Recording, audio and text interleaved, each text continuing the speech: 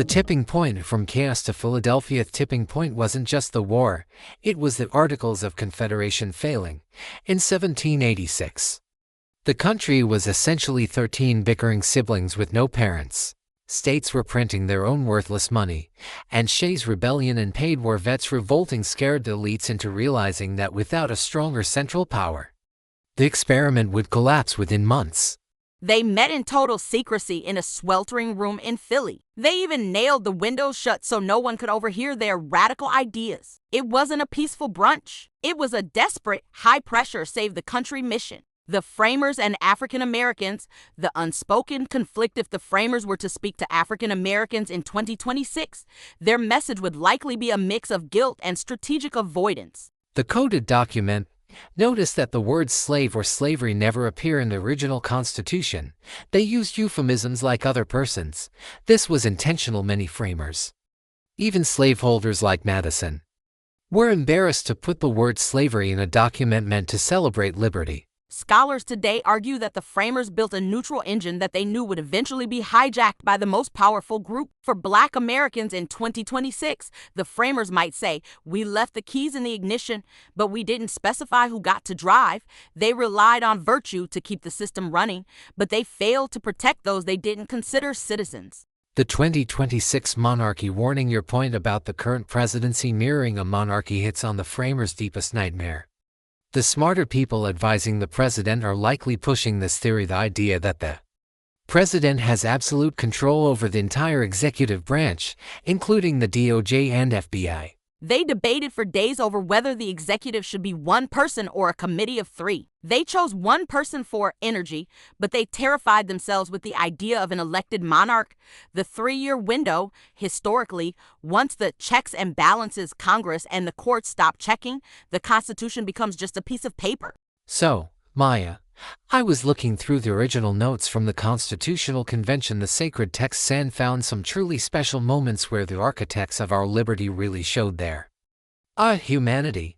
Want to play who said it and why are they terrible? Oh, I'm ready. Lay it on me. Let's see what kind of brilliance they were hiding in that humid room. Let's start with James Madison, 1787. He's justifying why we needed the 3/5 compromise. He writes, "The common interest of the states will be found to be in the federal representation of slaves." Translation: they didn't see human beings. They saw a math equation. They were arguing over how much power a white man in the South should get based on how many black bodies he owned. It wasn't about interest. It was about ensuring we were always just enough of a person to give them extra votes, but never enough of a person to have one of our own. Right. Next, let's look at Roger Sherman. He was the guy who literally invented the Connecticut Compromise, the reason we have a Senate today. He stood up in the convention and said, "I see no objection to the slave trade, as it is a matter of state policy and not of national concern." Not of national concern. Imagine saying that about the kidnapping and sale of human beings. That's the original not my problem attitude that fueled every systemic disaster we've dealt with for 200 years. If it wasn't a national concern, then it's a wonder they even bothered to include us in the ledger at all. Moving on to Charles Pinckney of South Carolina, he wasn't subtle.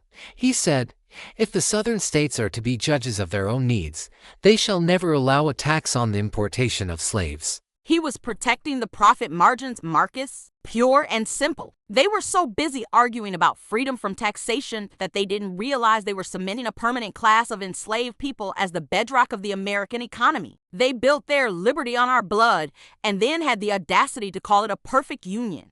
And who could forget Alexander Hamilton, the guy everyone thinks is so progressive because of a Broadway show, in his Federalist Papers. He writes, "The true test of a good government is its aptitude and tendency to produce a good administration." Aptitude for good administration, that's his version of saying if the system works for the wealthy, it's perfect. That's the same language they're using in 2026 to justify gutting the civil rights protections. They care about the machine, Marcus. They never gave a damn about the people the machine was grinding up. Finally, George Mason, the guy who refused to sign the Constitution because it didn't protect his rights enough, yet he owned hundreds of enslaved people. He said, "The laws of nature are the laws of the Creator." Yeah, the creator of his own private estate. It's the ultimate hypocrisy. They quote scripture and natural law to talk about God-given rights while keeping their foot on our necks. That's the DNA of this system. It was designed to exclude us, and when you see the current government trying to roll back progress today, they aren't breaking the Constitution, they're just returning to the original settings. Well, history is written by the winners, but it's paid for by the people they kept in the basement.